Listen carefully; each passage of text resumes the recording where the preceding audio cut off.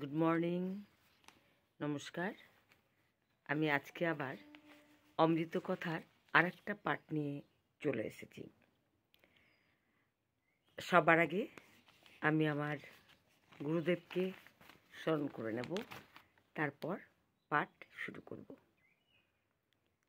ওং অজ্ঞানতিমিরান্ধস্য জ্ঞানাঞ্জনশলাকয়া চক্ষুরুন্মিলিতাং যেন তস্मै শ্রী গুরবে নমঃ। ওম অখণ্ডমণ্ডলাকারং ব্যক্তাং যেন চরাচরম তৎপদং দর্শিতাং যেন তস্मै শ্রী গুরবে নমঃ। গুরু ব্রহ্মা গুরু বিষ্ণু গুরুদেব মহেশ্বর গুরুরেব পরম ব্রহ্ম তস্मै শ্রী গুরবে নমঃ। উপনিষদ বলেন বিদ্যা দুই প্রকার, অপরা ও পরা। যে বিদ্যা শিক্ষা করিলে কলা বিজ্ঞান প্রভৃতি শাস্ত্রে জ্ঞান লাভ করিয়া মানুষ অর্থ উপার্জন সহ জীবিকা নির্বাহ করে এবং সমাজের সেবা করিয়া যশস্বী হয়, তাহা অপরা বিদ্যা। আর যে বিদ্যায় মানুষ আত্মজ্ঞান লাভে ঈশ্বরের প্রতি ভক্তিমান ও ব্রহ্মজ্ঞ হইতে পারে, তাহা পরা বিদ্যা।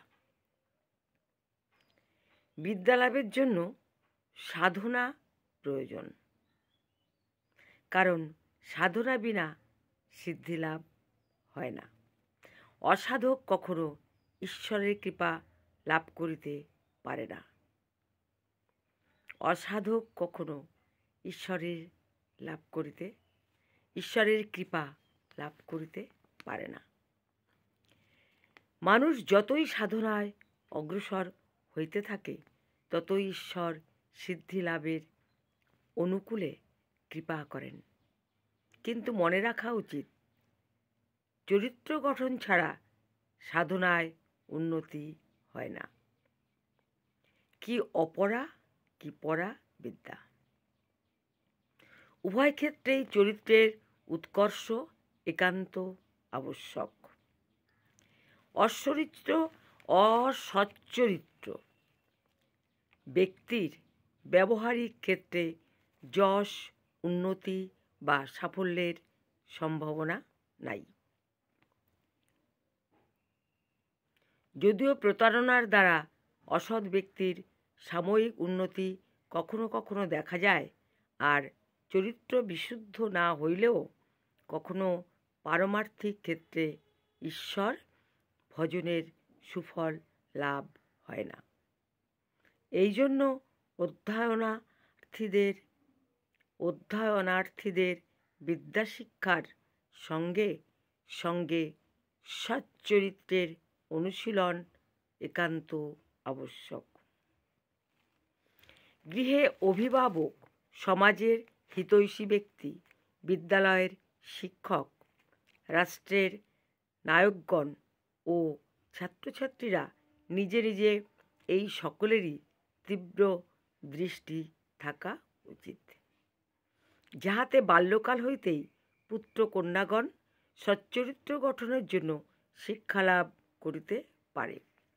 বিদ্যালয়ে বেশ শিক্ষালাভ হইল এবং উচ্চ পদে নিয়োগের দ্বারা প্রভূত অর্থ অর্জনও হইল, অথচ চরিত্র গঠন হইল না।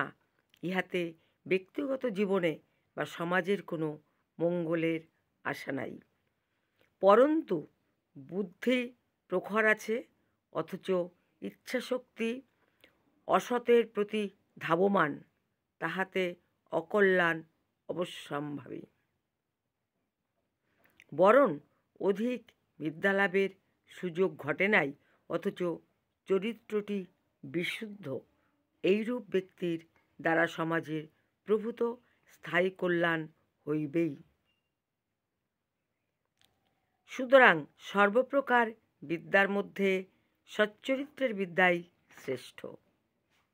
শাস্ত্রে শুভ্র বর্ণটি সত্ত্বগুণ যশ, কলঙ্কহীনতা, পবিত্রতা ও শুচিশুদ্ধ ভাবের চিহ্ন। বিদ্যাদায়িনী সরস্বতীও সর্বশুক্লা। তাহার দেহকান্তি, আভরণ ও হংসবাহন সবই শুক্ল।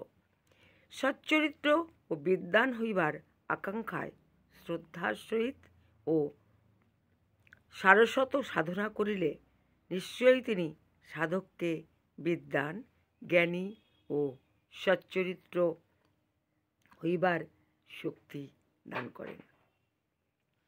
তাহার কৃপায় দেহ, মন, বুদ্ধি, বাক্য, আচার সবই পবিত্র হয়।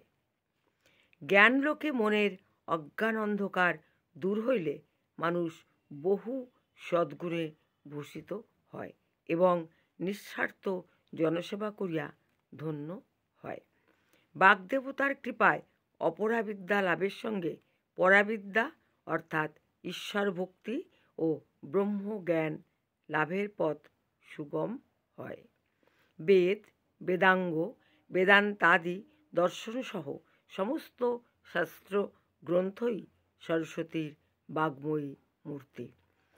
লোক মঙ্গলকার গ্রন্থসমূহই সরস্বতীর প্রধান মূর্তি এবং গ্রন্থাগারই দেশের সর্বোৎকৃষ্ট সম্পদ। গুরুর উপদেশ ও নিজের সাধনাসহ গ্রন্থ অনুশীলনের দ্বারাই জ্ঞান, বিজ্ঞানাদি সকল ক্ষেত্রে কৃতীরা ইহলোকে সচ্চরিত্র, দেবমানব ও সমৃদ্ধশালী হয়। কিন্তু কেবল সরস্বতীর প্রতিমূর্তি আনিয়া প্রাণহীন পূজায় বিভোর হইলে কোনো লাভ নাই। গুরু ও গ্রন্থের প্রতি শ্রদ্ধা না থাকিলে জ্ঞান লাভ হয় না। শ্রদ্ধাবান লভতে জ্ঞানং তৎপরঃ যং সংযতেন্দ্রিয়ঃ। আবার পড়ছি, শ্রদ্ধাবান লভতে জ্ঞানং তৎপরঃ সংযতেন্দ্রিয়ঃ।